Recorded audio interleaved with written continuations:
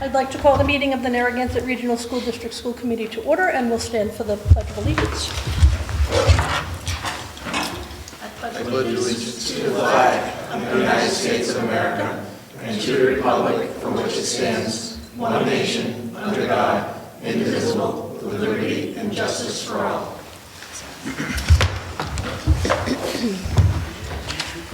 And I'm also like to announce that this meeting is being recorded by NRSD in conjunction with Templeton Community TV, TCTV, and it is provided to Templeton and Phillipston Cable Access TV. And I always like to put my plug in that you can find them on their YouTube channel, follow them on Facebook, and you'll see all of these meetings and plus a whole bunch of other great events that happen in the community. We don't have minutes tonight. They're almost ready to approve. They just weren't finalized yet, so we'll skip over that till the next one. Next up on the agenda is bills and payroll. I would entertain a recommendation to accept the bills and payroll warrants as presented. I have a recommendation. Do I have a second? Second. A second. Any questions or comments? All in favor, say aye. Aye. Opposed? Abstained? Okay. So the first thing we have tonight is an appearance by our athletic director, John Berry. I'll turn it over to Chris to give him a good introduction. Absolutely, I will. Mr. John Berry certainly has been the athletic director since I've been here. And I will tell you that John specializes in a lot of things, but data is certainly one of them. He certainly can produce and has quite an array of information, and I'll tell you, it's come in very handy in decision making. I will tell you. So, knowing that something like that, John has a great bud of information about obviously fall and winter athletics and otherwise. So, I give you Mr. John Berry, our athletic director. Hi. Well, thank you for having me here tonight. I'll do my best to answer any questions or concerns you might have regarding athletics while I'm here. Leading up to this meeting, Dr. Kazman had asked me to put together some data going back over the years of participation numbers, our enrollment numbers, our user fee numbers, gate receipt numbers, sports offered, the amount of students we have participating in those sports.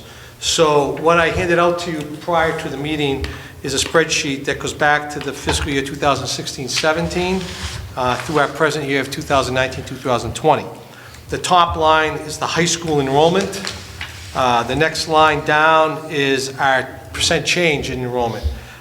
If you had this electronically, that would be red in color because it has gone down overall from 2016-17 by 15.91%.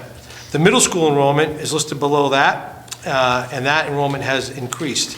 You will see underneath the 2019-20 middle school enrollment, it looks smaller, but that's only because it's grades 6 through 8 and not 5 through 8 anymore. So that reflects our current enrollment, 6 through 8.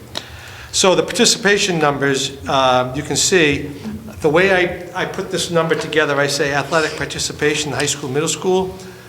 We have student athletes that play 3 sports, some that only play 1 sport. However, what I use to create these numbers is how they registered. If you registered for a sport in, say, soccer in the fall, then I counted that as a fall participant. If that same student athlete registered for cheerleading in the winter, I counted that as a participant for cheerleading in the winter, okay? So that you understand that these are not just a single student participating. It's the same student participating in multiple sports, all right? So that number there tells you how many during the whole school year, fall, winter, spring, participated in or registered for an athletic sport. And then the percentages are underneath that. The 2019-2020 column for rate of participation is a projected spring participation in there, just so you get an idea what it would look like for the year. And I can show you where that number came from down below when we get to the bottom of the sheet. The next column came off of the DESE website, and it is the percent of high school students that are economically disadvantaged and high needs as of 10/1/2019. I included that in there only because that affects the revenue we get from user fees. Because our user fees are predicated upon the lunch system, So right presently, if you are a student athlete that pays the full lunch, it's $100 to participate in an athletic sport. If you are on a reduced lunch plan, it's $50, and if you're on a free lunch plan, it's $25. So that number is relevant because it does have something to do with how we generate user fees, okay? So that next line after that is the user fees. You can see over the years what we've taken in. And 2019, 2020 is fall revenue only at this point in time because winter sports don't start paying until their first contest, which is tomorrow night for basketball and over the weekend, so I don't have all of that data readily available just yet. The gate receipts follows that year by year. I believe it was the beginning of 2018-19 that we did not charge students to come to our high school events. So that number there does reflect the difference of not collecting fees from our own students. Other schools, students do pay when they come. I will say that has always been a difficult undertaking for my people that collect tickets, because some of the kids that come, they don't pay to get in, and when we used to charge, we didn't hunt them down to make them pay. So, you know, we understood that there were kids coming in that probably weren't paying admission at the time. Moving forward, we don't collect it anymore, so you can see that those numbers reflect that. Again, the gate receipts is for fall only this year. And I think that what's important to know too about the fall gate receipts is when we have a home Thanksgiving Day game, our revenue is generally about $2,500 more than the previous year for the fall when we don't have a home Thanksgiving Day game. I also put a little sub-note in there that last winter we took in $10,290 in gate revenue over the winter time. I'm sorry, do you not collect for basketball anymore? Yes, basketball, winter. Oh, I'm sorry. Fall, yeah. We're just starting. Tomorrow night will be our first gate receipt for basketball. The highlights But of last fall, year, I gotcha. last year we did take in $10,290 in revenue out of that $18,499. The next little table below that is the sports offered by fall, winter, and spring, and the amount of teams that we offer per season, and the participants per each season. And then to the last column to the right there is the projected numbers for which a spring high school baseball, I got 20 kids, middle school baseball, 28, or all the way down. That's based off of what we've done in years past to get a projected number of 118. And that 118 is figured into the athletic participation number of 508 up above there. That's how I got it. It's projected with that spring number in there. So that's the data that I was able to put together going back, to 2016, 2017. So if there's any questions that you have regarding that, I'd do my best to entertain that for you. So thank you for coming in and presenting. It's nice. I think athletics is a very important part of what we do educationally, and I know that I keep hearing the term educational athletics. So I'd like to thank you for driving home the core values and everything that the teams provide. Just a couple of questions, and I think some of them you probably don't have answers for, and that's okay if you don't have data. I think it was 18-19 where we had decided as a committee that we didn't want our kids charged to come, and we knew that there was a potential revenue hit. I don't believe, because I think we've kind of had a discussion about this, that there's a way to say how much potential money did we not collect. So it's kind of hard to say, okay, is it because we're not charging kids, is that impacting the gate fees? Or do we have, and I was actually having a conversation with Dr. Casavant just the other day talking about football. You know, my son plays, I know Loria's son plays, and we look in the stands and we miss having them filled to capacity. And what's going on? You know, is it, the time of the games? What is it that's causing us just to have such the attendance issues that we're having? So I think that it's directly proportional to the amount of kids that are playing. I mean, back when I was coaching high school football here, which was from 2007 through 2015, we used to have 50, 60 kids playing football, and now we have 30, so it's half. And with that, of course, becomes less parents, less people, also attending the games compared to what it used to be. But I think that that's generally across the board. If you went to the stands at Gardner, or if you went over to Athol, or you went to Murdoch, you'd probably see the same exact situation.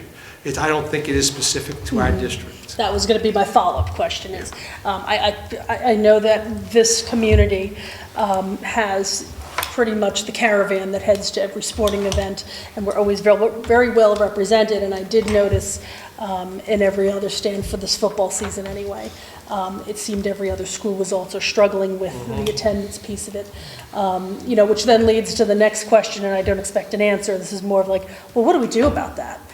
How do we bring back that community into our athletics? We've had a lot of discussions about how do we get the community into the school for everything.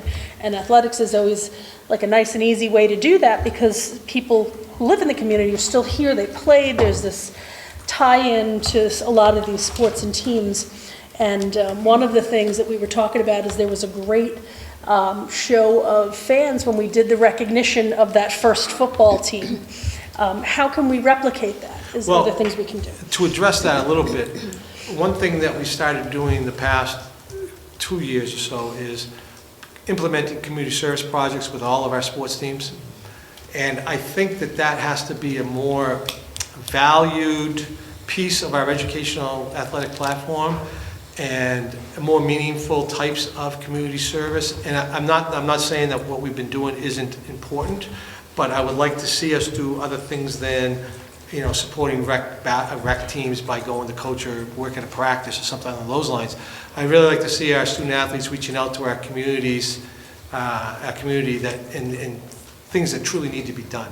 I know football, for example, is always set up for the Templeton Craft Fair, and they generally really appreciate that endeavor. I think more things along those lines that are tied directly to the community would help to foster that type of community spirit. And I'd also like to say that I think that the Varsity Letterman's Club has done a great job with our homecoming event, with the Warrior Fest that we had. It was very well attended by people in the community. So it is our hope that through those types of things, with some consistency at those endeavors, that we would see more of a support at games and supporting our student athletes. Madam Chair, maybe, John, just talk just a little bit about either the opportunities that we've had with co-ops in general or the conversations around them, which there always seems to kind of crop up. It seems always too late, right, when we have some opportunities. And so maybe you might want to just talk about that, because we've done a lot of work. We have reached out to neighboring schools about co-ops in certain sports where our numbers are low, and in certain sports where our numbers are pretty good, but the other schools' numbers are low. And we're in the tentative stages of that. There's a lot of hesitancy there about whose watch is that program going to be lost under. In other words, like say if we went and co-op somebody with, I'm just going to use it, not that this is what it is, but say baseball. Oh, how come we can't field the baseball team anymore? We have to co-op, and what's the stigma that goes along with that in your community? So we're trying to, figure out ways of making it a positive situation for the schools that would be involved versus more of the negativity that would go with it through the community talking about us not being able to field the team. Just as a question, because I think it's important for the community, anyone who's listening, and for everyone to understand, and please confirm or deny, does the MIAA have their regulations about if you do have a co-op, there has to be the host school, and that's who you have your team as? So if we were going to, co-op with School A and we were going to be the host team, it would be the Narragansett Warrior baseball team. That is something, the MIA rule is that there has to be a host school and a guest school. And the bigger ramifications, besides of what you are going to be called, is your enrollment. So when you co-op with another school, you automatically move up one division to compete in the MIAA tournament. So if we're Division 8 and say football, we co-op with something, we'd automatically be Division 7. We'd automatically go up one division, okay? As far as the name is concerned, that's up to the local schools. There is no MIA rule that says you have to be called a certain name. Okay. Like Gardner right now it's called Gardner Ice Hockey, but they have their own separate logo than what they use. It's not just the Gardner Wildcat logo. There's ours. There's all the other schools are involved, and they have their own logo. So there are certain ways of overcoming who the whole school is who pays the coaches, who pays for the transportation, and all those types of things usually, although that also can be worked out amongst the schools. So yeah, there's a lot of moving pieces with the co-op that need to be addressed prior to just say, hey, let's co-op. Yeah. And I would just say, just to John's point, is that, that's exactly right, is that everyone has a great idea when maybe sports don't have enough kids, for example, but it has to be done so far in advance. You have to make these decisions almost, what would you say, John, just in general? Almost like, a year. ahead, for spring, Baseball, right? absolutely. Yeah. It's almost too late to do a co-op for the spring, right now, because I have to file paperwork with the District D Athletic Committee, and I have to file, as you see, you get the ones for the waiver that come through to that you get included on. The same thing has to happen for co-op.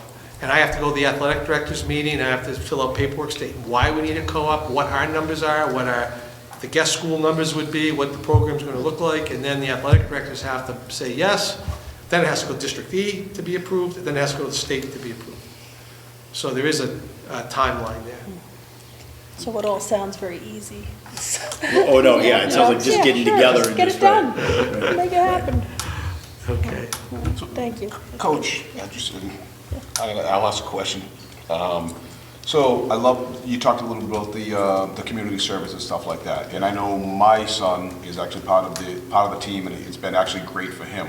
I'm just wondering, can you just talk a little bit about some of the, there's probably a million, some of the benefits that you've seen from students that are involved in the sports programs, as far as behavioral, academic, or even self-esteem issues, Sure, anything that you... sure. The data does show, the research does show that students that are involved in athletics generally do much better when they're playing an athletic event or being involved in the school play or some other type of extracurricular activity than they are when they are so-called just going home to study after school. So the kids, they learn how to budget their time. And I would say, after all my years, I've been coaching for 30-something years now. The benefits that I've seen of kids that have come back to see me 20 years after they've been out of high school now, because I've been at it for so long, it's just incredible. The things that they remember are not the things that I remember as a coach. It's something else totally obscure to me that they remember, that was driven home with them, that helped them to be a better employee or a better father right now, or whatever the case may be.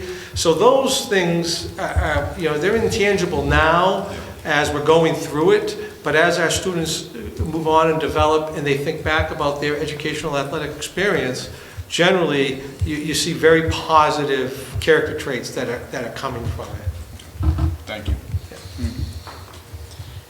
I just also, since you're here, I think we should give a big shout out to Coach Gallant. Yes, Yes. absolutely. So Going to the Mass Hall of Fame, yes. Mass Baseball Hall of Fame coming up.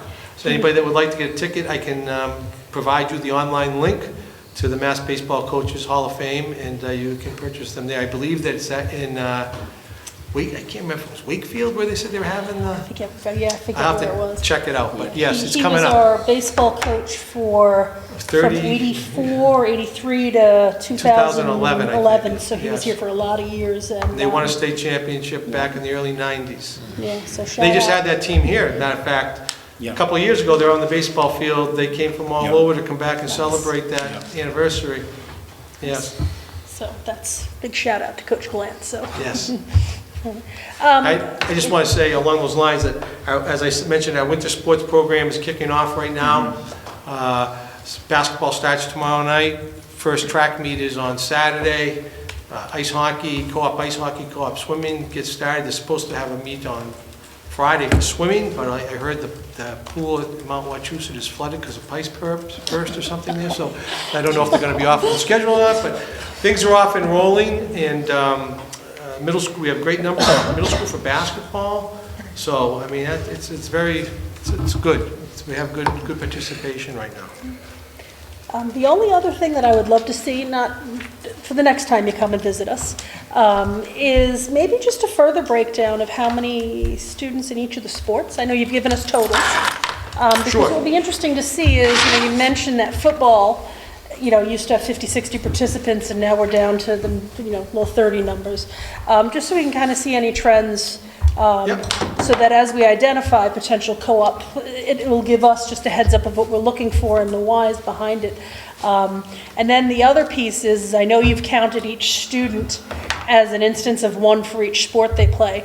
Is there a way you could just say how many of our students, period? If Sure. they play 3 sports, it's just a count of 1, because I think that's the other really important number. I think it's going to be pretty high, that if you've got, 322 students in high school, there's going to be a bulk of them are playing at least something. Right. And I think that's something that we really need to be proud of, that we have so many people and so many students involved, either in athletics, I'm sure we can do the same for music and Band, theater and music, all that chorus, stuff. absolutely. Yeah.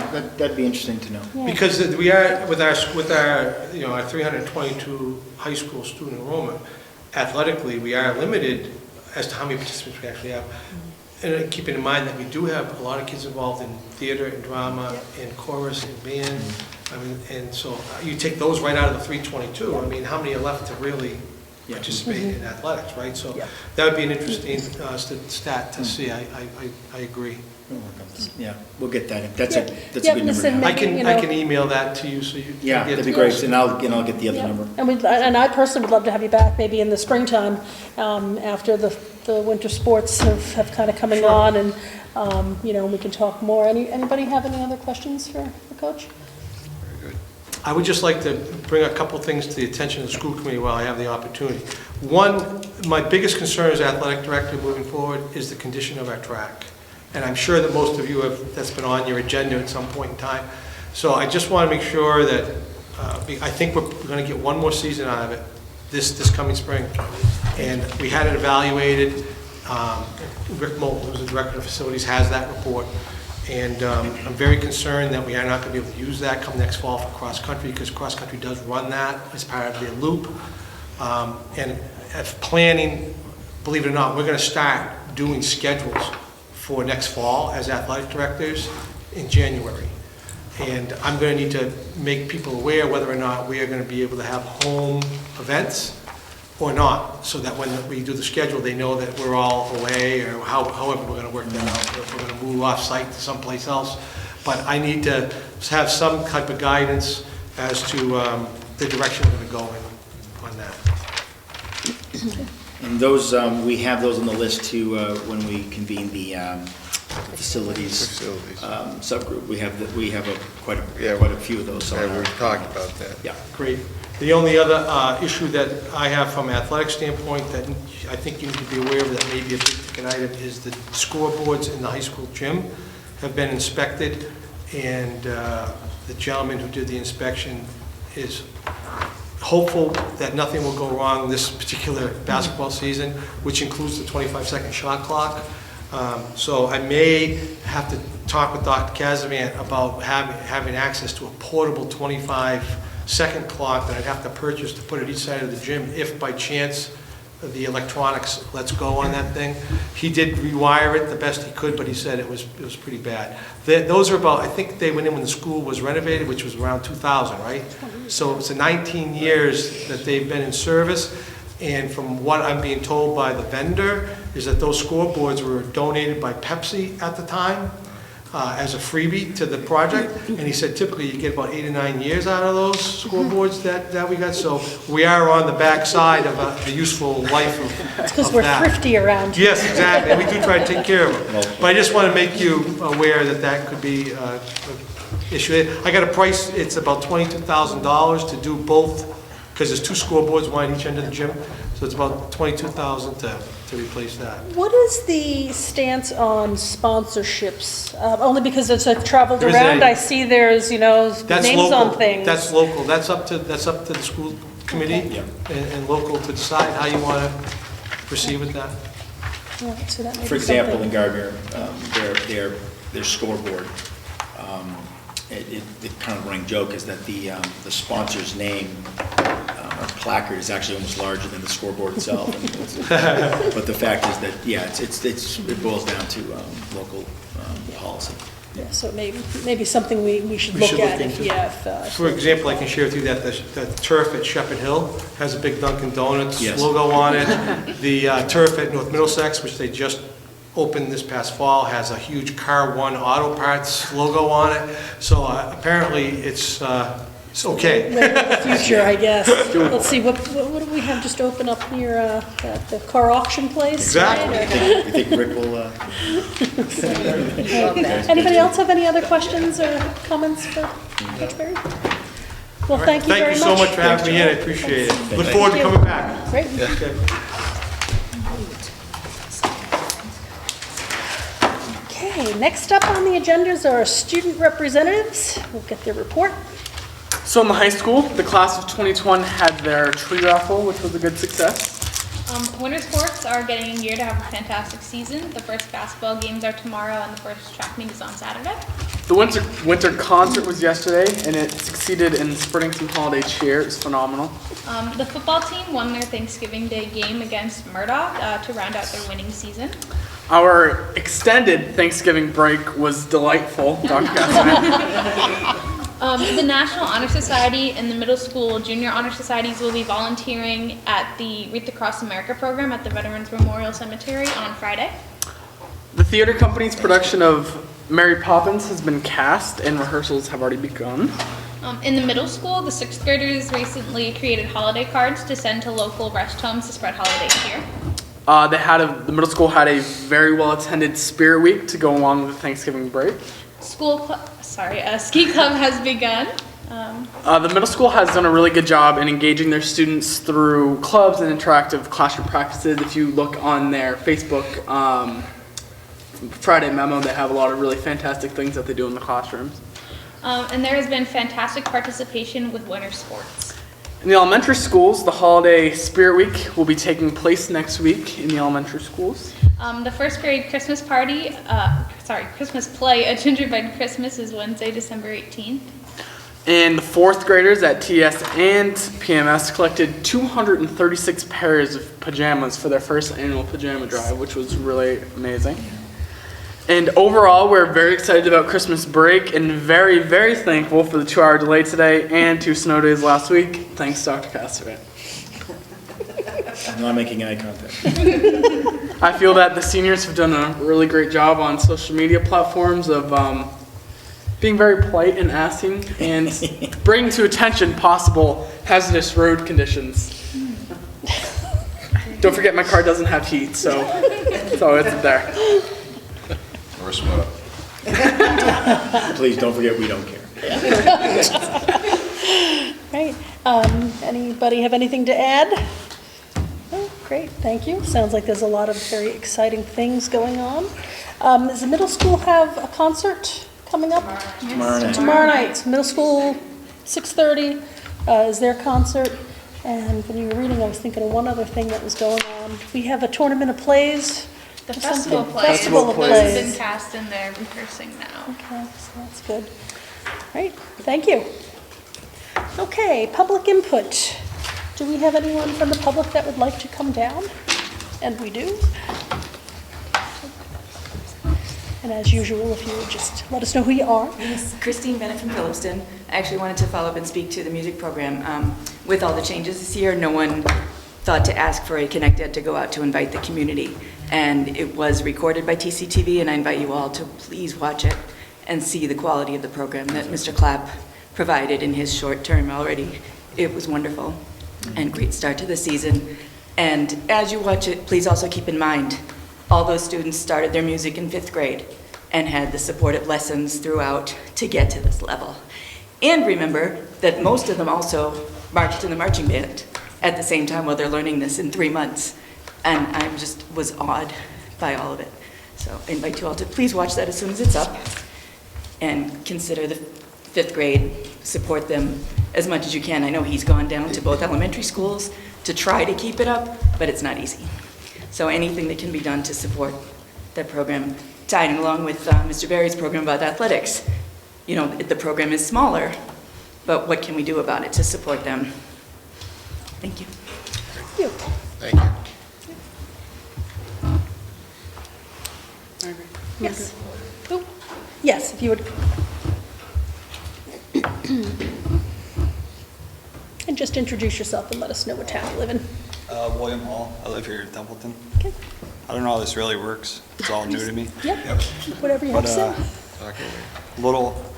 there's a lot of people who are irritated, but I'm just that type of guy who just says it, so I don't, like, it's not easy for me to beat around the bush.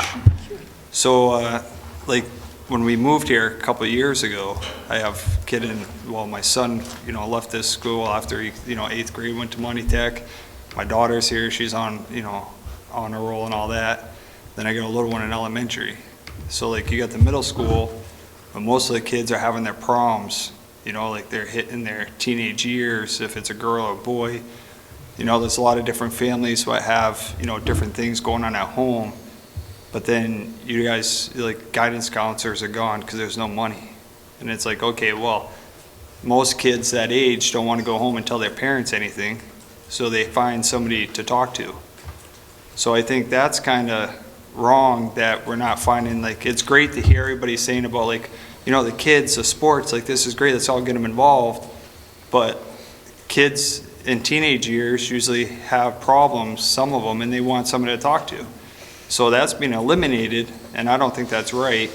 And everybody knows that bullying and all that stuff still happens. But more kids just learn how to shut it out, because if not, you'll be labeled. So that's a big thing. And the biggest concern I have is everybody says our kids are our future. So somebody made the decision to build this new elementary school, but then somebody didn't make the decision to put in the works, we're canceling a Christmas play. So with our little ones, so you guys pick one grade, 1st grade, to be able to do Christmas play. Well, that's wrong, because every child should be able to have that. So whoever decided to build the school where it was, you already knew there wasn't parking. There wasn't parking when they ripped down the other school. So my thing was, why didn't anybody put it in the works to have it over here at the middle school? Why didn't somebody have it in the works to put it at the high school? It's not something that happened overnight. The school got built for over a year. So when there's, to me, like, I don't know how it works. I don't know if it's a school committee, the teachers, or music teacher, I don't know how it works. But when there's that many people involved, I think somebody should have took the power to say, hey, the kids need to still celebrate holidays. And, Templeton was really good for that when I first came here. Like, we would go to the middle school and, you would enjoy it. But now, like, we came here for the high school for Memorial Day. So I guess my thing is that we got to cancel that now too, because we don't have parking. So, like, we're going to give up beliefs and, little kids are our future, and they're not celebrating stuff because there's no parking over a school that we spend, what, $2 million on? So there's no parking. Somebody should have took the responsibility to say, hey, there's no parking. Let's have it somewhere else. And then if they're going to say the money's not in the budget for a bus to bring them from there to here, did anybody there, again, somebody should have took the responsibility to say, hey, parents, we need a fundraiser. Can each kid donate $5? I think every parent would pay $5 for their kid to ride a bus to celebrate Christmas. And at that point, if that wasn't okay, because people have different beliefs now, and some people are worried about being sued for this or that, or because you're forcing their child to be part of something, then why didn't we do it at 5 or 6 o'clock at night? One, like you were saying earlier about sports, you don't see people in the stands. Well, a lot of parents, if they're single or this, they have to work 1 or 2 jobs because bills are just getting more, taxes are going up. So maybe if we did it at nighttime, then it's parents' choice and child choice. Because if you bring your child willingly, there ain't nothing for you to complain about. Yeah, So, I don't know how it works, yeah. I'm not trying to be No, mean, no, but no, it's no, just, No, you bring up some very, Kids very are our valid future. points. What I would like to recommend, because a lot of those decisions are outside of the school, it's operational, and Yeah, I that's don't know not. how it works. Yeah, no, and that's okay. So that's not the type of decision-making we get into here. Yeah. When you talk about, monies and budgets and stuff, that's more of where we come in. What I would encourage you to do is to, and if you've done it already, keep going at it, is to reach out to the principal of the school, and if you're not getting an answer, or not an answer you want, you could certainly reach out to Dr. Casavan and discuss things with him. I think you've come up with some really thoughtful ideas of things that can be done, and I encourage you to share them with the people who operationally are putting these things into effect. And I think every one of us would agree that you're right. Every child should have the opportunity to do a play or whatever. I know that we are under operating constraints with our budget issues and some other things, so there may be some really good reasons for it. So, and again, I just would encourage you to reach out to the right people to get the right answers. but when you just said budget issues, there's not a budget issue for that, because if you went to the parents, they would have paid for it. But that's not school committee budget. But that's- And again, that would be something that you could discuss with the teacher, And when the you said principal, the about the- superintendent. We had a very contentious budget season.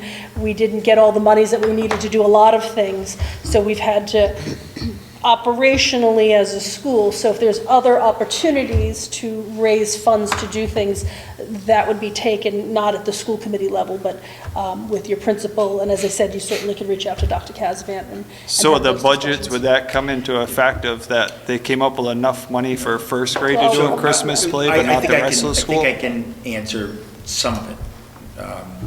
So last year, before they ever moved into the building, they talked about the need to start new traditions, because they were two schools, technically three if you count pre-K, but two elementary schools were coming together, and they all had different, some of them had different things.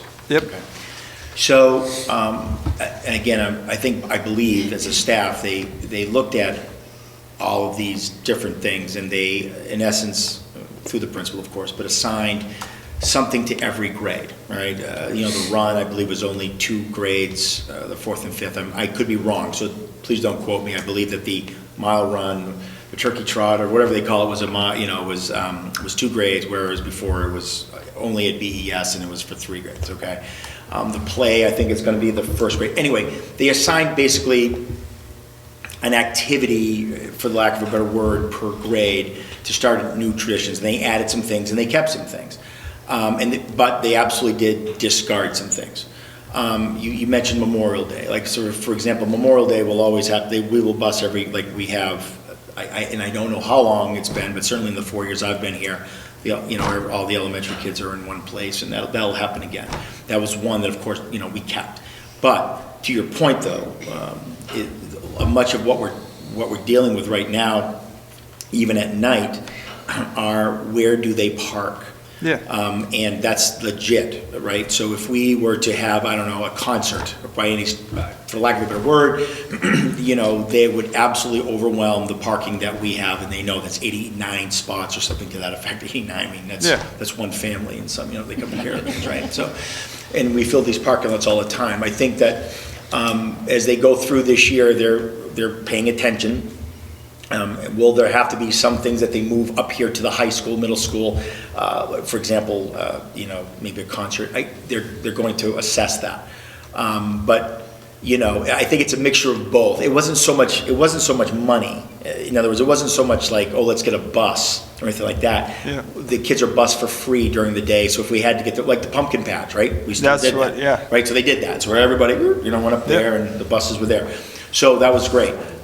It's really about how many people will go to TES to see whatever, and that has been a problem that we knew that parking was always going to be an issue. We had really no idea how bad it was going to be until we did the open house, and we had parking on both sides.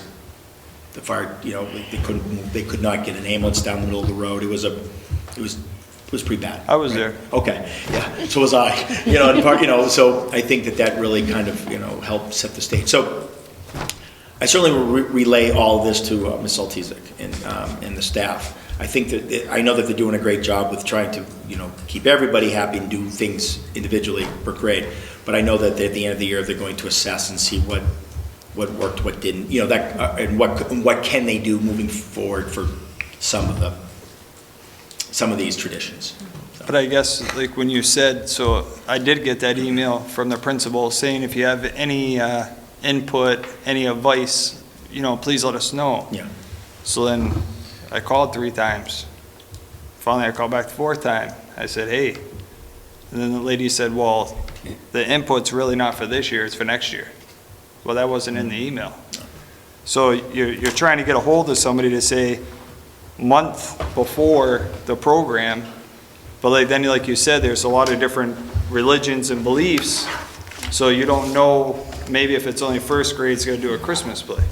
Yeah. But the religion and belief, so in my eyes, if it's still good for 1st grade, well, then it's good for all of them. Right. So it was not. I can tell you that wasn't the basis of the decision making. It was really taking one thing per grade. Literally, it was just really. There's nothing for 2nd grade. What's that? There's nothing for 2nd grade. There's definitely something for 2nd grade. I couldn't tell you what. Celebrating Christmas? Nope. No, exactly. That's what I'm exactly saying. Right. But little kids Right. only do it for what? 6th grade maybe, 7th, and they start talking to their friends, and sometimes they start getting out of it, not believing. Yeah. So in my eyes, they're only little once. And everybody in here has a kid, and your kids probably all got an experience. Now, in my generation, it's like, oh, somebody has a different belief. Oh, somebody has this. So let's just try to tuck this away. Let's tuck that away. But if everybody keeps doing this, then everything in this world's going to be gone. And I don't think that's right. And I don't mean to cut you off, but we do have a limit on Yep, no, time. like I said, I've never been here. I It just sounds wanted to- like, I want to encourage you to reach out to the principal. You can certainly reach out to Dr. Kazagant as well to further whatever discussions. Can I get his name again? I did Yeah, not hear it. William Hall. What last name is? Hall. Hall. H-A-L-L. Okay. Yep. H-A.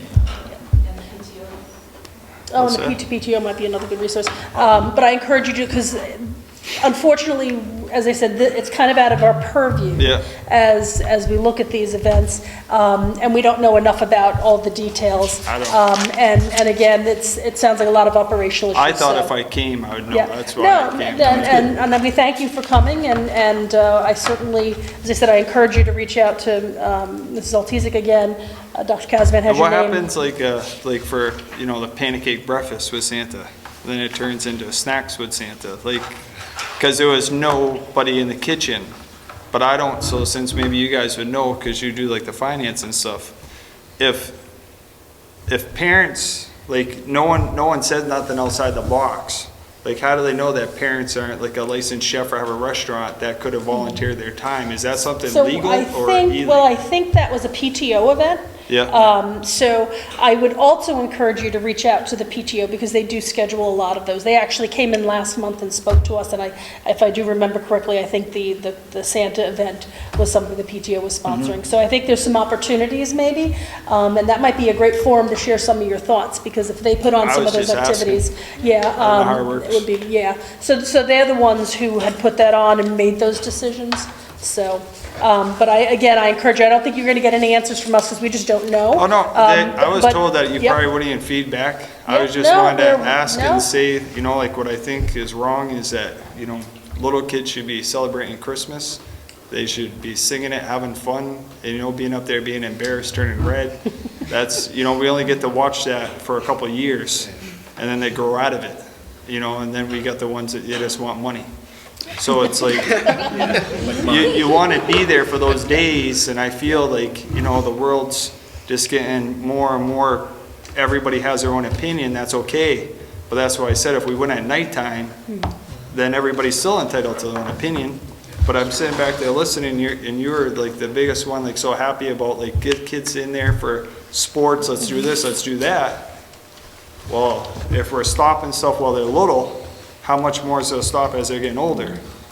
And my other one, my daughter don't have problems to need to see a guidance counselor, but in middle school, if that's financial problems, guidance counselor for middle school kids is probably a huge thing, because that's when they're hitting their age that they do not want to tell their parents certain things going on. And we do have supports in place. But I know you yeah. guys took away some stuff. There was there guidance counselors left. No, we still have, We have one, we swapped it out for a different type of right. behavior it's- specialist, Yeah. yeah. But it's still the support person. Oh, there, okay. so- We just so heard that is, there wasn't yeah. one, and I'm Yeah, like, you know, like, there should always be that's not somebody the they can go case. We had to, to. we redefined and broadened the position, but the support's still there, so.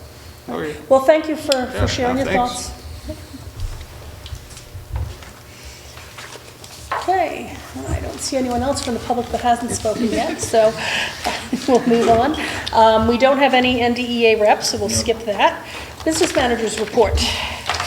I just want to draw your attention to the subtotal page. Just want you to be aware that you can see that I adjusted our budget down to the 19.5 that we certified last month.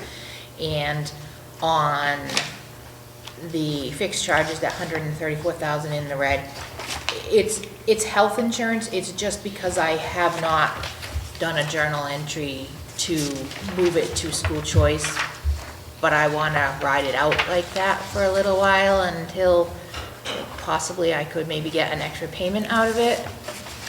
But we'll see how the rest of the year goes. Okay. Right, yeah, because then at the end, we'll do whatever line item adjustments that you recommend for us. Does anybody have any questions as they look through? Obviously, we have implemented a $19.5 million budget. Are there any other concerns? That one's highlighted, obviously, of course. With these numbers, I know we've made a bunch of changes, that we've had. Any concerns as of right now? We still in a spending freeze? We're still in a spending freeze, but we'll have to reevaluate after. We have a lot of extracurricular stipends that get paid and the coaches that get paid in December. So after those payrolls happen, then I want to reassess and see if we can possibly lift that or have a temporary lift to order if there's something that you need. I mean, most people call when there's something that they need, but if there's just something that they want and they still have money on their line item, we'll look at it after that. But I just want to get through December 1st before I do that. Anybody have any questions?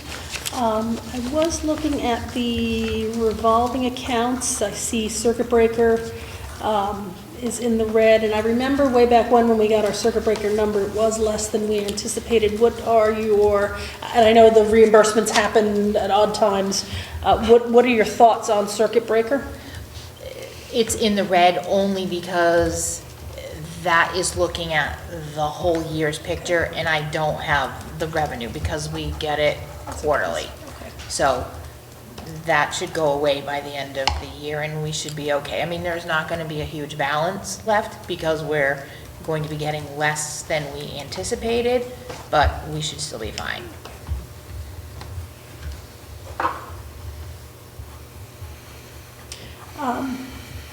Our school lunch account? That works the same way. Okay, just a couple of questions, and not for answer right at the moment, but I know we haven't looked at lunch pricing in, I think it's been about 3-4 years now. I think we increased it maybe 4 years ago. And I know I've been reading a lot of articles lately about outstanding balances, and there's a lot of talk, why do kids even have to pay for lunches, because we should be feeding them, and I totally agree with that. But obviously the reality of things is a little different.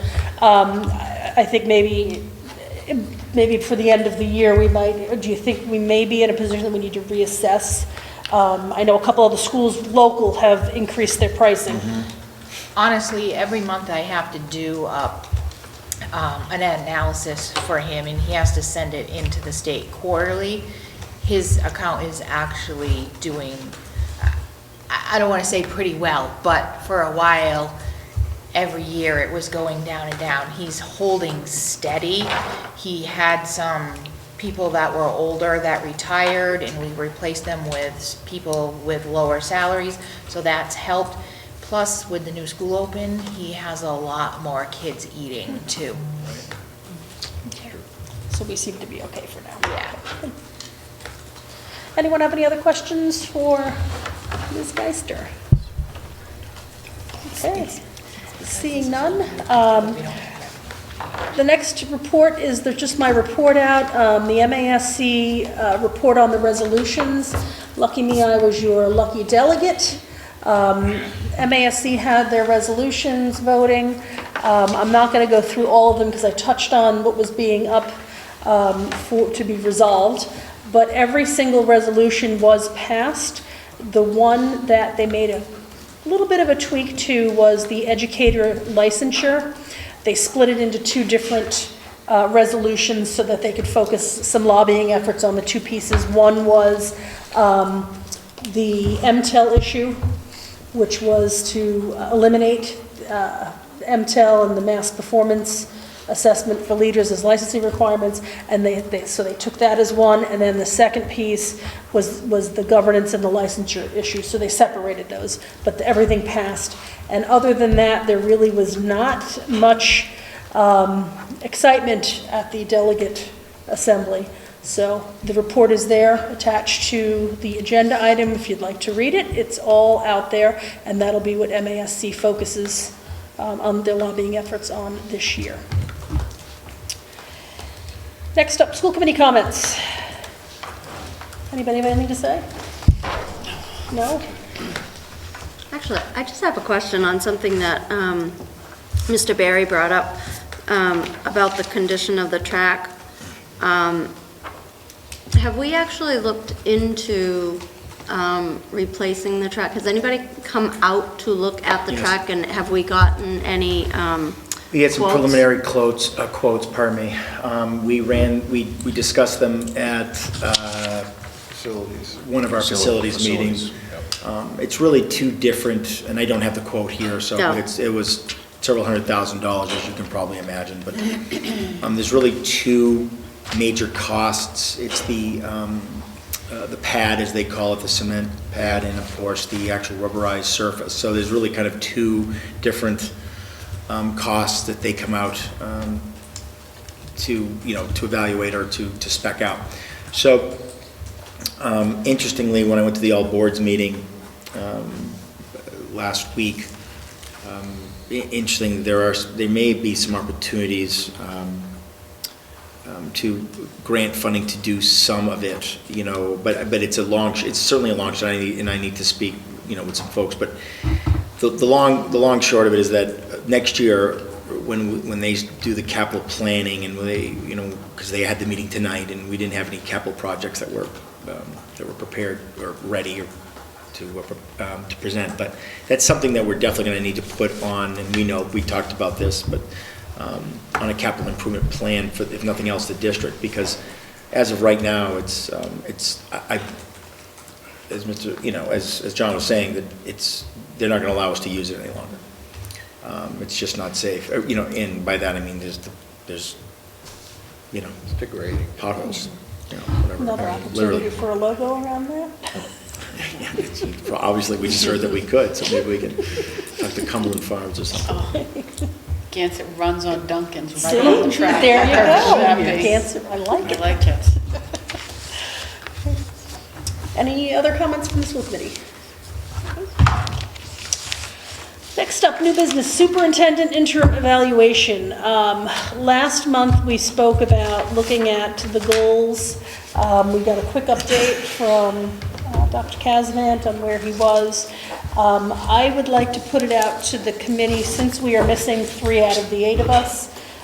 Do we want to push this to next month where we're all here? And so we can have everybody engaged. And in the interim, maybe Dr. Kazavant, if you could push out the document. It was updated through November, so maybe, if I don't even know if there'll be any further updates, but maybe push it out to the committee to look at. And then when we come back in January, we could take a walk through. Because the other piece, and this is on me because I wasn't even thinking, is it's all great that we're going to do an interim evaluation, but we need a form that we're going to fill out for that interim evaluation. We didn't really discuss what that would look like. Right. I know that you have something automated, I think, for the overall one, but we can speak in the interim about what form do we want to use, just the state one, because it's pretty simple or whatever, and we'll have that ready for January. Surplus items. We have 130 copies of Social Studies, Early United States by Harcourt Brace, copyright 2000 in a very poor condition, and I would entertain a motion to surplus those items. So moved. I have a motion. Do I have a second? Second.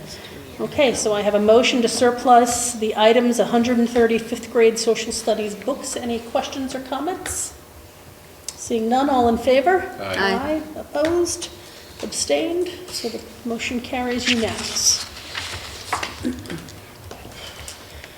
The next item is something that came out in one of our MASC bulletins, and I'm going to just read this because it's a pretty important public awareness campaign that Lieutenant Governor Polito has spearheaded. It's a healthy relationships public awareness campaigns. It's called Respectful School District, and they've asked school districts to pass a resolution signing on board. If we do so, we get our name listed to their website and all the stuff, but there's some really good resources and things that the school district can utilize. But I want to give a little information about what that is, and I'm just going to kind of read verbatim. It's on the agenda, but I'll read it out loud for anyone who might be listening.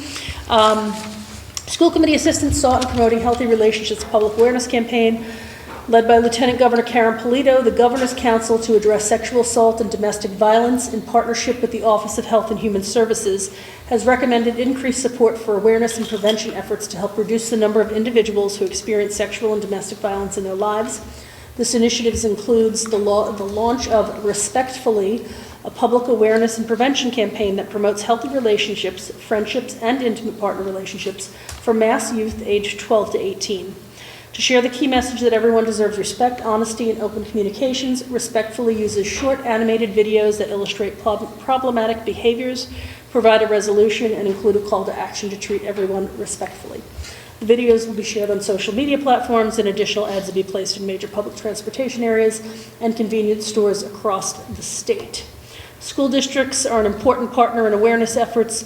As a way to share messaging, the Lieutenant Governor is asking school committee to support and promote Respectfully by adopting a resolution designating your district as a respectful school district.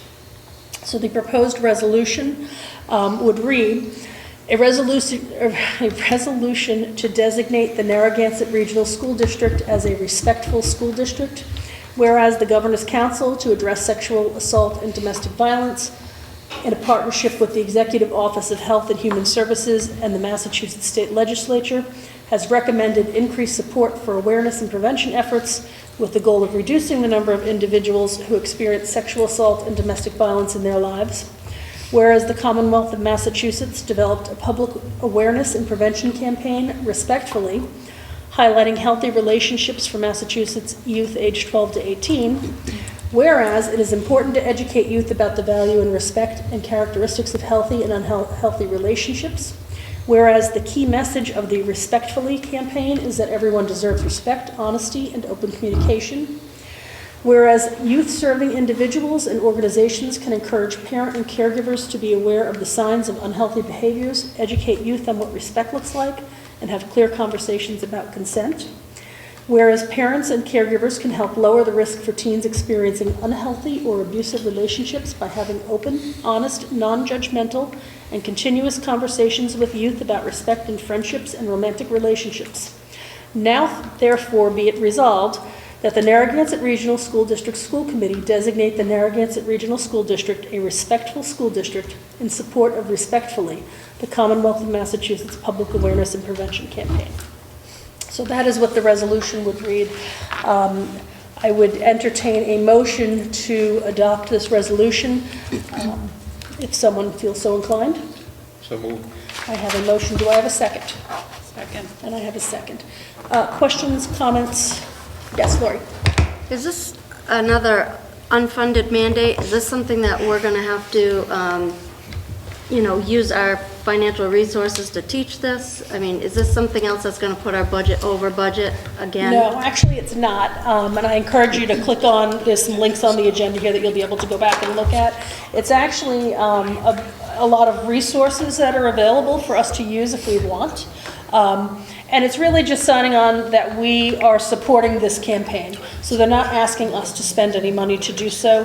They're not telling us it's got to be woven into curriculums and, forcing us to do anything. So the answer would be no. So we don't have to hire anybody No. special to teach anything special? Nope. All right. No, and they actually, out on their website, there are some free resources and materials that we'll be able to utilize if we so choose, which is kind of a change from the unfunded mandate perspective. So, great question. Thank you.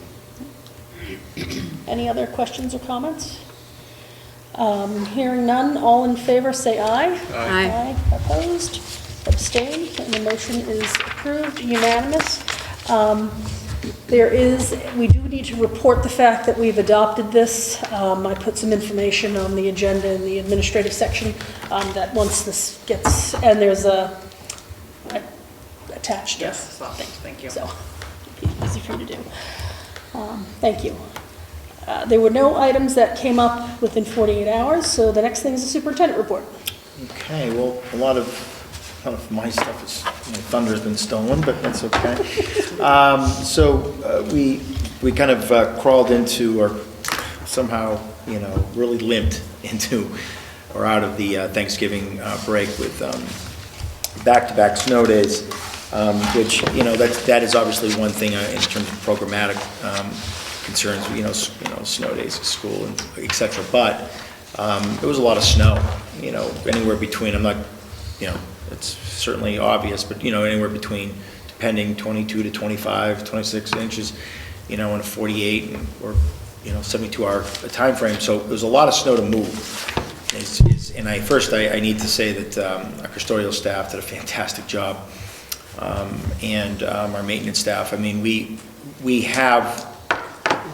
plow our own parking lot here now. We purchased a tractor, and we certainly put it to the test, because we were wondering if in fact it was going to, would it be enough? And it was. So first off, I want to thank them for all their hard work, because they did. They worked unbelievable hours just to keep the the drifts, etc. TES, Templeton, is a work in progress. It is very difficult to remove snow at Templeton Elementary School because of a lot of factors. One, we're new at it. Two, very tight confines, especially in the front parking area, basically adjacent to the playground. So those trucks can't get in and out of there, and so again, Mr. Terenzini and I spoke at length. We're going to have a meeting with the DPW director, Mr. Moulton, myself, Ms. Saltizik, and we're going to basically create a quote-unquote snow plan, because it's one thing to plow it, but it's where do you put it when you plow it. And so we've actually been lucky, the fact that we've had all that snow and we had a lot of rain. Phillipston obviously handled it excellently. There was no issues down there, with the exception of we did have some leaking, I believe, just with the heavy rains yesterday, I believe, and today. So that's an ongoing it's an ongoing issue, and we're working with that. So in regards, there's actually it was good. It did an excellent job. And by the way, the DPW, we have huge help. They're always a huge help, and they really, again, there was a lot of miscommunication with TES, but they came back that night and that afternoon actually and cleaned up some areas for us, and we're going to work that out. So I definitely want to thank them and the police department, who did a lot of work with us just in those days we're trying to figure it out. We applied for a MAIA, which is our insurance company, a grant, and we actually received $10,000. We're going to receive 4 brand new urinals, and don't laugh, and 4 new bubblers. So obviously it's more efficient and waste of water waste, etc. But the bubblers are always good to exchange to turn out. We have a lot of kids use the water purifier bubblers, and they use them a lot, and so those are fantastic, and But so, listen, it's, I know people snicker, but you don't have to buy them. Where are these urinals? Well, we can't tell you. We don't. We Need to know basis. There's a lottery. We're gonna, Not putting the bubblers next to the. Bubbles have the They're thing going to be to the fit, good ones. They're going to be the water containers. filter. Yeah. Yeah. That's awesome. So that's excellent. And so we, I know that. Every year, Maya offers out the grant, and it's up to $10,000, and they pick like a theme. This year, it was because of all of the frozen pipes we've had in the past year or so. That was their main focus on water damage. So the fact that we have these urinals, we have replaced some. This will be the last 4 that now the grant will cover, and the bubblers are actually turned off because they leak. So by being able to replace it isn't With the good ones, right, lot so more with the- access for the kids. That's awesome. Great, thank you for doing that. Well, going back to the snow removal plan and everything, that's great. The plan, and from listening to you, the bigger concern was the parking spaces. Is any of that, what we're moving forward, going to affect like additional delays or anything like that? Or are we able to clear the sidewalks and everything to make it safe? It's just more issues with parking? So the first snow kind of created kind of like, oh, who's got what? Yep. Okay? So we have our side of the street, literally and figuratively, the sidewalks, et cetera. The town does a great job trying to get to all the sidewalks that, and they didn't get to South Street right away. And I think that was, certainly I know it was a concern. They were moving as quickly as they could. They have all of Baldwinville to do, Baldwinville Road, et cetera. So we talked about that. But I think it's a matter of, I think it's all of it at the same time, trying to figure out this dance. Now, obviously what this also gets into is, well, who owns this? Whose responsibility of it? And it's not an issue. In other words, it's not contentious. We're going to talk about this because either way, we're going to need assistance. There's going to have to be, we're going to have to cooperate because we're going to have to physically move the snow. And the school department doesn't have a loader or something to that effect. It's going to have to. The parking spaces, well, you can only pile snow up where you can pile snow up, and if you're taking up parking spaces that are at a premium, by the way, so that actually is coming up now. So Carter and I spoke about, well, what kind of parking options could we that look into, again, in the future. So, those are the things that we're talking about. Traffic pattern, if you remember back, was the biggest issue. Oh my God, it's going to be, that worked out wonderfully, and it has. Parking, it is really hard. There are times when I go, and I'm not exaggerating, when all the staff are there, I park in the church parking lot and I walk over because there are no parking spots, and stuff like that. When it is full and it's just the staff. We're just the staff. So we're working with them, and we're gonna have a great conversation, and I'll of course report out once we have it. I'm sorry. No, just so, but going back, obviously there is a priority because we have to be open at a certain time. Absolutely. That those discussions have happened. It's going to affect my thinking. So I'm going to tell you that it'll affect my thinking depending on, the call. Okay. Quite frankly, and it'll. He's hating to say this because I we know, got two people here going, but we can delay just the elementary. For I get you. Okay. So, I can go back. Joe, We'll move on, James. Thank you. I want to shout out to the band. So we talked about co-ops and sports, and how difficult that was, and and John spoke to that, like, oh, whose team is this going to be, etc. The band just completed its band season. We co-opted with Murdoch up the street. I believe that we had 3 or 4 musicians who came diligently to every practice, and they practice, I want to tell you. I have to just say what a wonderful experience that was. They all had their individual arm patches signifying, that they were from Murdoch. But it was just a really great, endeavor. And I will say that honestly, one of the unbelievable things I've seen is that the whole band went up to Murdoch for their homecoming game, and well, they were the band for Murdoch, because again, this is a co-op band. To hear the Narragansett Regional Band, or the co-op band, play the Murdoch fight song, folks, was something that was, I think at some point. Stop smiling. I have to say, no, it was unbelievably wonderful. And people kept turning around going, oh my God, we got a band. And so they did a fantastic job. But those kids really did an outstanding job, and they, all that stuff that could possibly happen, it didn't. And it's a great example for a lot of things, and I have to put this on. I think that what a great job that Mr. Clapp did with those kids, but our seniors, they really led the way, and they did a fantastic job. I honestly, it's just been a wonderful experience. So anyway, enrollment, we're seeing those ebbs and flows. December is the month that we get our actual preliminary school choice report out. So we'll actually get a preliminary number of how many school choice in and out. They usually wait as long as they possibly can, but it'll be out at any time.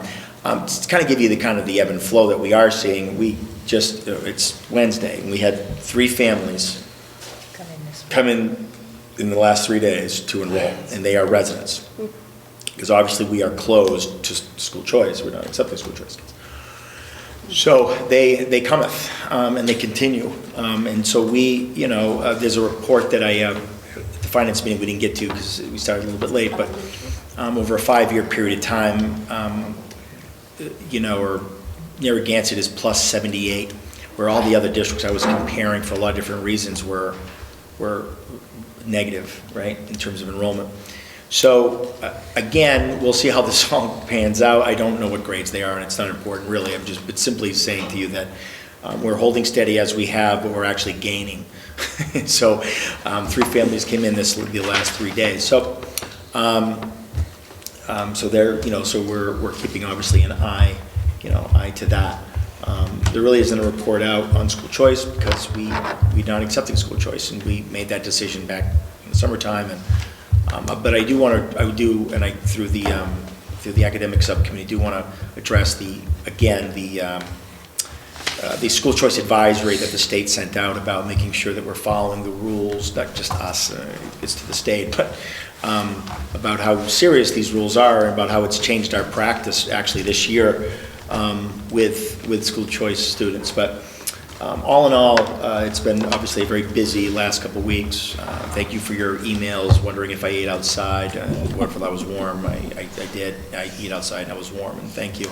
But I am very happy that the Narragansett football team won anyway. So it was a sunny day, so it was an all right day to eat outside. Any questions or comments for Dr. Casadale? All right, with that, we're left with our subcommittee reports. Administrative, academic, we unfortunately did not get a chance to meet, so we will pick back up in January and have a report out. Finance, we have been meeting as a finance subcommittee, as a committee of the whole. We had our workshop last week. We met briefly before this meeting. Just to talk about where we are, what we look like. I don't think we have much to report out at the moment because we still have a lot of work to do. Does anyone want to comment on anything? I mean, I felt like we left there, we just really aren't in a position to have a full discussion on anything at this point.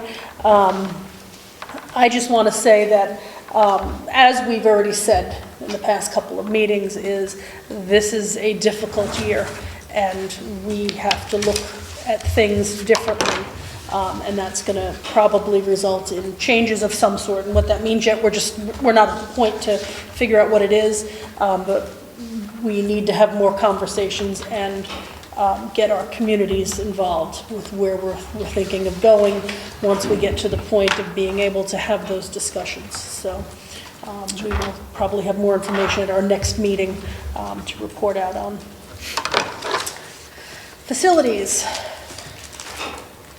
We haven't met. Okay. District, all right. We kind of talked about the track, Yep. part of it anyway. All right, policy. We did not meet, again, with the weather. Our meeting was canceled, so we will get back into swing of things in January. We are working on the student activity funds policy that'll be brought forth at the next meeting. And there's a couple other policies. Under policy, I would like to bring up, I had a conversation with Mrs. Trifolo about remote participation at our meetings. As you can see, we're 5 of us. We just have a quorum tonight.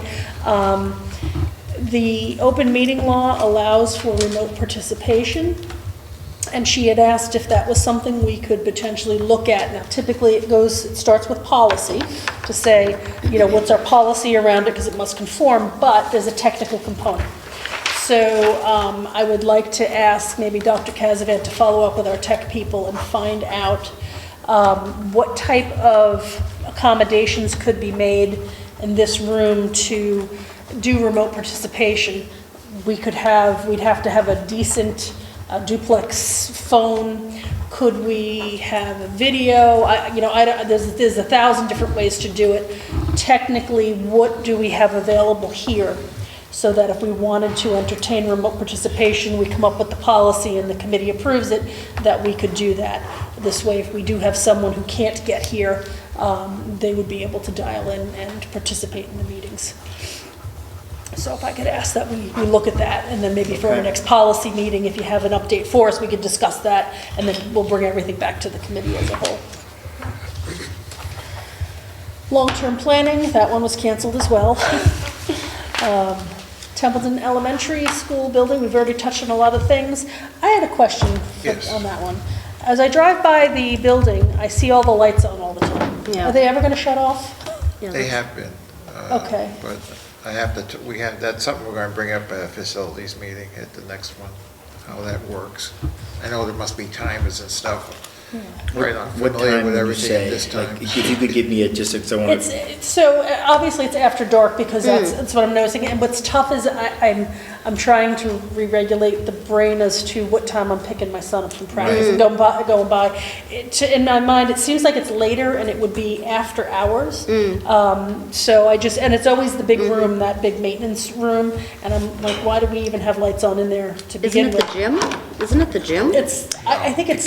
No, it's Yeah. Is it the maintenance room? Yeah, I think so, but again, Yeah, you're right about that. Yeah. I think that one of the things, I'm not saying this is the reason, I know that the custodians, when all of their supplies are there, for one, and two, their forms are there. So I'll speak with Rick, but I'm going to assume that they're in that room a lot, grabbing stuff and simply not. I mean, they're there till 11. But they're at 11 o'clock at night, Yeah. they're in the buildings, I mean, all the buildings, for the most part. So it wouldn't be unusual, but if they're not in the room, then Maybe the light. motion sensors? Well, not all rooms have something, motion you know, sensors, so so maybe that's something to think another about, issue. So I'll need to check that, because I don't know if that room has it doesn't seem to be that room would There's have a a lot of motion. lights on it. Well, and that's the thing, and of course with the big panel of glass windows, Yeah. it's like the beacon for everybody, so it's really noticeable when I drive by. If it was on the other side, I wouldn't see it and I wouldn't ask the Yeah, question. I so. don't know, that's good. I don't know. Yeah, but I will check that out.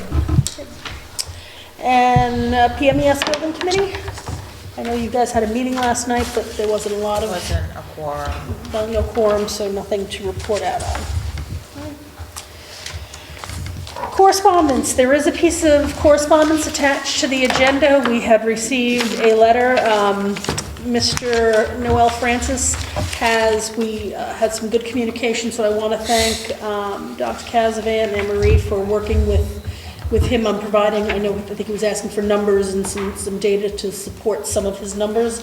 The last time we met, he just wanted to alert us to the fact that he is petitioning Senator Goby and Representative Whips to file some special legislation on behalf of the school. So I encourage everybody to read this. He's looking for monies for transportation and to fund some of the gap.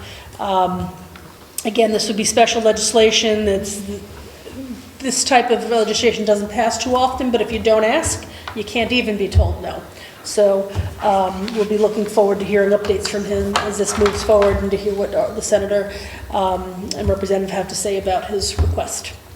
Margaret, Yes. didn't you make a comment, and I can't remember exactly what it was, but you said, be careful what you ask for, because if you end up getting more money, you end up paying more in something, and I can't remember what that was. So that had more to do with the Student Opportunity Act and the increase that the Chapter 70 formula might bring to the district. Because if in fact, we're in hold harmless, so every dollar that the district gets has to eat into the amount we're hold harmless before we actually see a dollar, because the state's funding that gap. But as soon as we hit that point and we start receiving more monies, one of the things that we have to be aware of is that the state doesn't contribute every dollar. It's split between a local contribution and what the state gives us. So every additional dollar we might get is going to have to come part from our local municipalities and part from the state. After we hit that hold harmless level. So, as a taxpayer, well, who do you think funds the state? Well, that's us, because we pay taxes, right?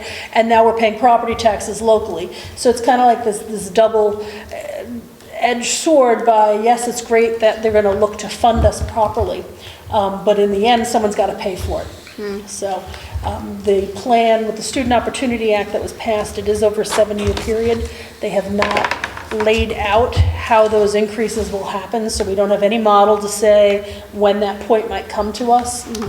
But I would suspect what we'll start seeing as the number increases, as minimum contributions are going to increase proportionately.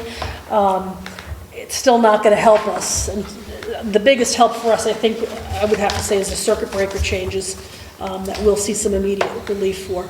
That they're going to give us, that they're going to add transportation in as the cost basis, so we may have more qualifying expenses for circuit breaker. That's going to be where we see an effect this year, if we see anything. So that Mr. Noel is advocating for, is that something that would get us to hold harmless, or? This actually would be supplementary. So just to report, I'll give my advocacy report. The state has well over $1 billion in excess revenues that has been sitting with the Senate and House, and they can't agree on how to spend that money. And the comptroller actually had until today, which they extended it until tomorrow now, where if you can't agree how it should be spent, then we sweep it and you lose any ability to direct where you want it. In the plans for the supplemental monies, which a lot of these asks might come out of, because with some of the special legislation, there was circuit breaker funding and regional transportation funding in there. So we're really rooting for our representatives and Senate members to come to a conclusion, agree on something so that maybe we get some relief with this excess revenue. What Mr. Noel is looking for is, again, part of the supplemental special legislation, and it would be more of a one-time thing. So it won't impact our Chapter 70 number. It would be one-time funds coming in, and that always poses an issue too. It helps us this year, but it's not repetitive. So, it's great because we'll take every penny we can get, but how do you manage that? That you only get a one-time advantage. Yeah. Now, is that helping us for 2020 or 21? My guess is it would be 21, maybe even 22, depending on when this legislation gets filed and when it gets acted on, depending on what legislation it is. If it gets filed by January, it actually, I think, is not the next cycle, it's the cycle after, just because of the way the bills work. So it could be 2 years out. Okay. Thank you. And I'm not the total expert on that. So. Yeah. Well, you know better than I do. All right, anything else before we close out our regular session? Our next meeting is Wednesday the 15th. We do meet at Phillipston, so we'll make sure if there's any change to that for any reason, we'll let people know, but the plan is to meet at Phillipston. We have a finance meeting at 5 beforehand, and then 6 o'clock our regular meeting. If there's nothing else, I would entertain a motion to go into executive session for reason number 3 to discuss strategy with respect to collective bargaining or litigation. If an open meeting may have a detrimental effect on the bargaining or litigating position of the public body and the chair so declares. The meeting will not return to open session immediately following. And this has to do with just the negotiating process that we're currently in with the UFCW. So I would entertain a motion to do so. So moved. I have a motion. Do I have a second? Second. And I have a second. Roll calls. Mr. Mason? Aye. Mrs. Mattson? Yes. Mrs. Chartier? Yes. Mr. Marks? And Mrs. Hughes says yes. So I will adjourn the regular session, and we will enter into executive session momentarily. So I thank everyone for coming tonight and sharing your thoughts. Thank you.